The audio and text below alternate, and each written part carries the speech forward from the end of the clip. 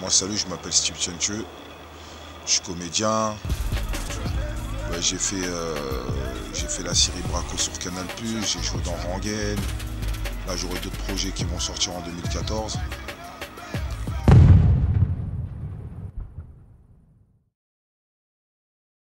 Il y aura Voyou Crassi qui va sortir dans bientôt. Tu cherches quoi, toi, hein? Tu veux retourner au placard, c'est ça que tu veux, hein? Je veux que tu retournes à ta cité, que tu ouvres tes oreilles, tes yeux et ton trou du cul. Il y aura un film qui s'appelle Les Combattants. Il y aura un autre film qui s'appelle Qui vivent. Tout ça, c'est en 2014, tout ça. Pourquoi c'est lui? Parce que c'est le personnage principal, monsieur. Pourquoi moi je suis pas le personnage principal? Parce que toi t'es... Ah, c'est bon, toi tique pas. T'es gros. Quoi? T'es noir. Noir, voilà. Je préfère. Et maintenant, on continue à faire les castings par-ci par-là, tu vois. On se bat, quoi.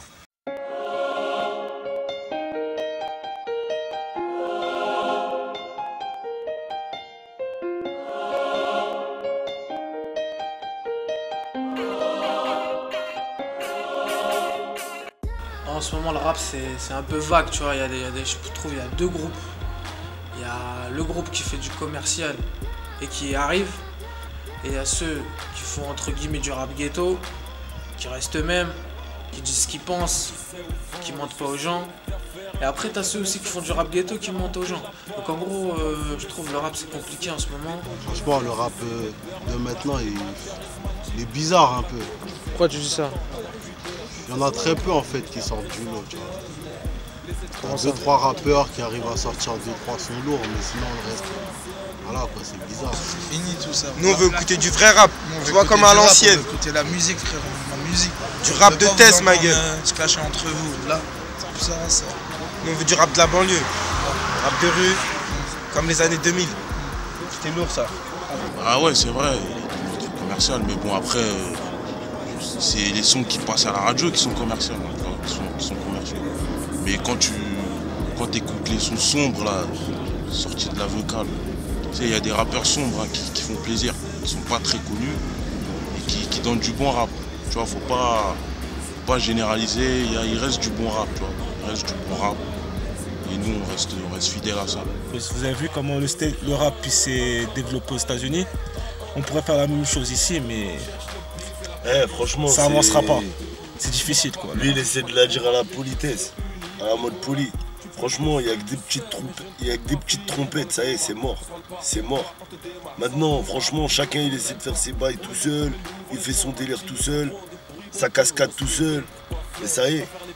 C'est normal tu trouves normal que dans le rap ces temps-ci, il n'y a que Section d'Assaut qui a mangé un billet? Attends, moi je vais te dire quelque chose honnêtement. C'est pas parler de Section d'Assaut de ça. C'est comme dans la rue. Moi je vais t'expliquer quelque chose. Demain dans la rue, moi je fais mes bails, je fais mes délires. Maintenant demain, si j'ai besoin de l'aide d'un frère, je vais aller voir plusieurs gars. Et j'aimerais pas qu'ils me tournent le dos. Et ben le rap c'est ce que tout le monde y fait. Le rap à l'ancienne, frère, quand on l'écoutait, et ben tout de suite après on voulait faire ce que le mec il disait, tu vois ce que je veux dire ou pas? Il y en a beaucoup qui disaient qu'Ali aime influencer les jeunes. Il a influencé les jeunes parce qu'on a grandi un peu avec ça, nous, la génération 87, 88, 89, on a grandi un peu avec ça. Ça nous a beaucoup influencé dans le mal. Vas-y, on va pas se mitonner. Mais le mec il disait pas que de la merde aussi. Il disait un peu la vérité, il disait tu vois ce que le MC, comment il monte dessus et tout. Et voilà, ouais, en gros le message du rap, ce que je pense, à l'ancienne, il avait plus de valeur qu'aujourd'hui. J'ai essayé de rapper une seule fois dans ma vie, j'ai vu que c'était pas fait pour moi. J'ai dit la vérité, voilà quoi. Je suis gay, moi je suis pas un rappeur.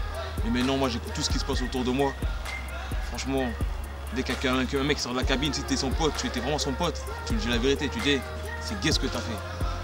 Mais les mecs, il y a beaucoup de mecs qui disent pas, ils disent ouais c'est OP. Mais quand ils arrivent à la stéréo, ah c'était gay, tralala.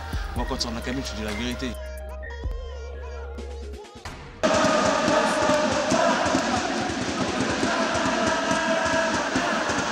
Je me présente Didi.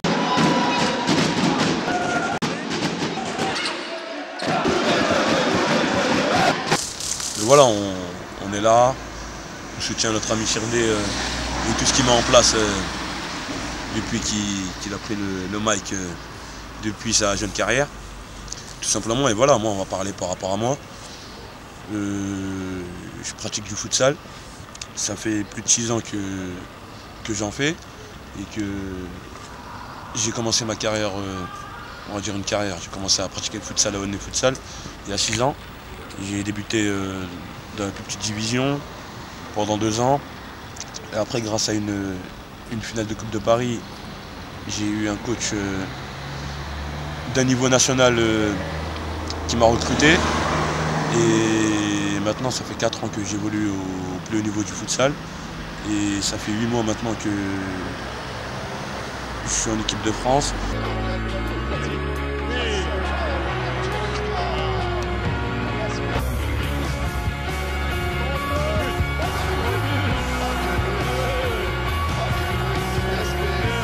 J'ai dans mon équipe Adrien Gasmi, très grand joueur, qui a commencé avec moi à Arcueil Visionova, la toute première année du championnat de France. Donc on a fait 2 ans ensemble. Après nos chemins se sont séparés. Moi j'étais dans le Nord pour jouer dans un club de Ligue 1 et lui aussi parti à Paris Métropole où il a cartonné. Et il a même été le meilleur joueur de la finale du championnat de France il y a 2 ans. Donc voilà, l'aventure elle continue avec lui. Et voilà, il est en équipe de France, il prouve qu'il fait partie des piliers des Français du futsal. Donc voilà, ça fait plaisir parce que c'est pas facile et lui il rend le futsal facile.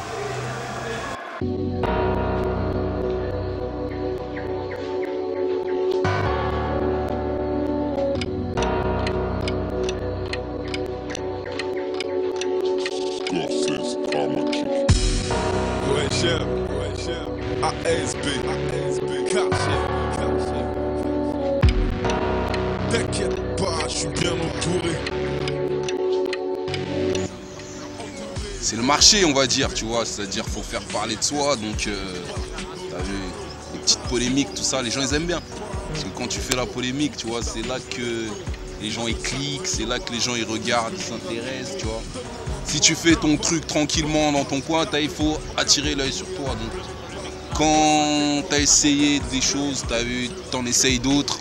Et pour moi, toutes les polémiques qu'il y a en ce moment dans le rap-jeu, tu vois, pour moi, ça fait partie du truc. C'est un jeu. Mais bon, après, nous, c'est pas notre délire, tu vois. Donc, il est peu probable que tu nous entendes dans ces trucs-là parce que, voilà, tu as vu, c'est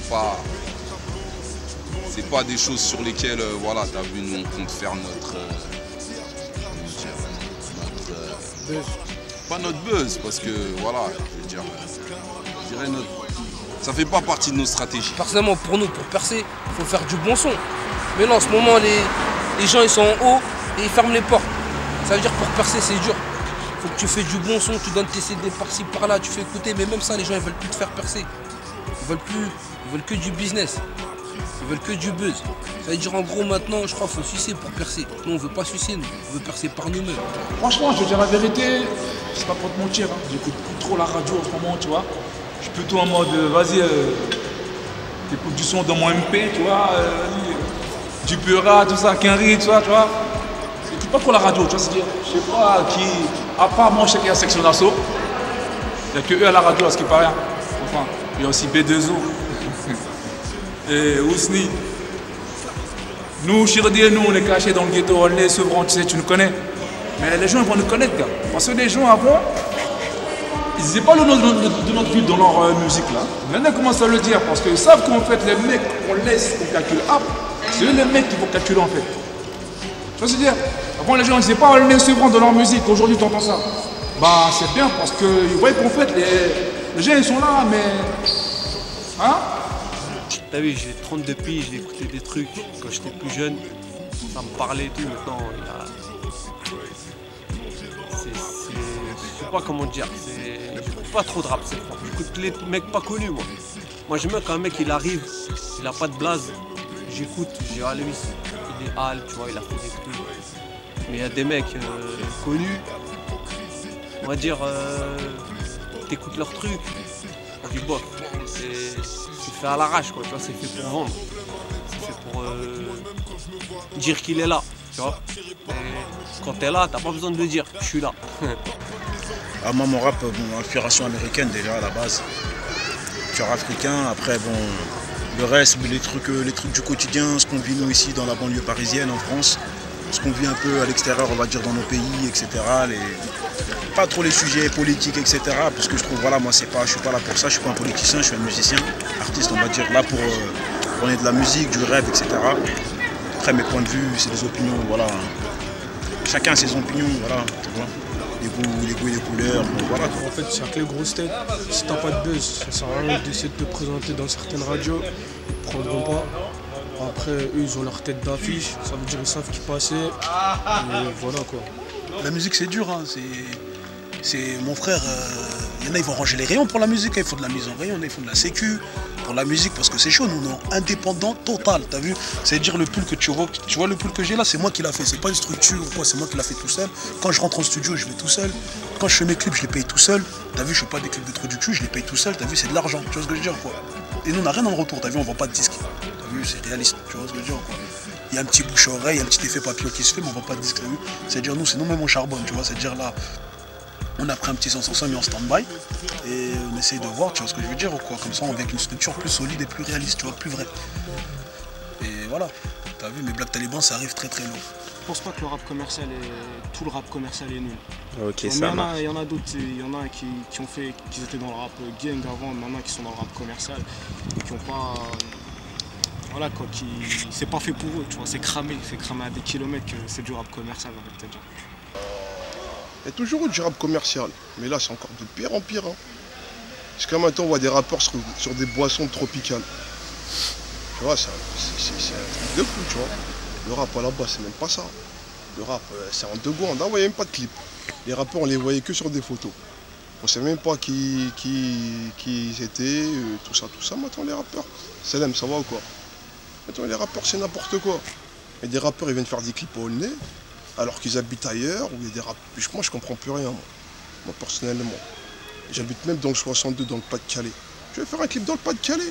Parce que je représente mon voisin, je représente la daronne qui creuse, je représente le mec qui gueule, qui frappe sur sa femme. Tu vois ce que je veux dire? Je dis un peu n'importe quoi, mais il faut comprendre, tu vois. C'est le délire. Pour moi, la musique, c'est vrai que j'aimais pas trop la musique française. J'ai appris à écouter les rappeurs. Je travaille avec Cacheton, Chirdé, toute l'équipe, c'est la famille. Et je savoure le rap. Le rap français, je le savoure et voilà, restez branchés. Le rap, on ne sait plus trop quelle définition donner, on ne sait même plus s'il y a vraiment du rap ou pas. On est juste dedans, on est pris dedans comme on est pris par les trucs futiles de la vie. Donc on bosse l'artistique en espérant qu'un jour ça paye. C'est tout ce qu'on fait, c'est tout ce qu'on fait et puis c'est tout. On est comme tous les gens du ghetto qui sont là, on essaie de manger dans notre part du gâteau, nous aussi on va dire. Pas mal la question. Ils écoutent plus la radio, pourquoi ils écoutent pas la radio? Je ne sais pas. Peut-être qu'il n'y a pas assez d'émissions spé et qu'ils s'y retrouvent plus. Peut-être que sûrement ce qui passe en radio ça les concerne plus, mais en même temps tu es obligé de faire des choix, tu vois. Je peux pas passer tous les mecs, on va dire, les mecs de telle cité ou telle cité parce que ça va plaire à un minimum. À un moment, quand tu es en radio, il faut que tu plaises au maximum de gens. Et forcément, tu vas laisser des gens sur le côté. Donc c'est aussi ça, de la radio, c'est faire des choix. Maintenant, tu as des émissions spé comme la mienne, comme Iwan, comme Pascal Sefranc, comme Fred de Sky aussi, qui essayent de jouer un peu tout. Mais tu peux pas plaire à tout le monde. On est dans le ghetto, frère. On est là, cousin, il n'y a pas de genre, les remparts, ils n'ont pas de genre. Cousin, au bout d'un moment, faire du genre, non. On a toujours voulu faire du genre. Cousin, s'il y a un moyen de faire du genre avec le rap ou quoi que ce soit, tu vois ce que je veux dire, on va le faire. En fait, les mecs aujourd'hui qui vendent le plus dans le rap, ils sont commerciaux. C'est pour ça que les gens ils disent le rap il est commercial. Mais en fait, t'as des artistes qui sont pas du tout commerciaux. Tu vois, c'est ça en fait. Aujourd'hui le style de rap qui vend, c'est du rap variété urbaine quoi, tu vois. Après tu vois, le mieux c'est d'être indépendant, tu vois. Parce que quand tu es indépendant, t'as le choix, tu vois. C'est-à-dire après tu fais comme bon te semble. Dès que tu es prêt, tu vas, t'as besoin de personne, t'attends derrière personne. Mais ce qui est bien aussi avec les maisons 10, c'est que après aussi financièrement, tu vois, ils peuvent t'aider un peu plus et aussi même au niveau de la publicité. Parce que le plus difficile, c'est la publicité. C'est même pas l'argent, parce qu'en vrai, si l'argent, si on veut, on l'a.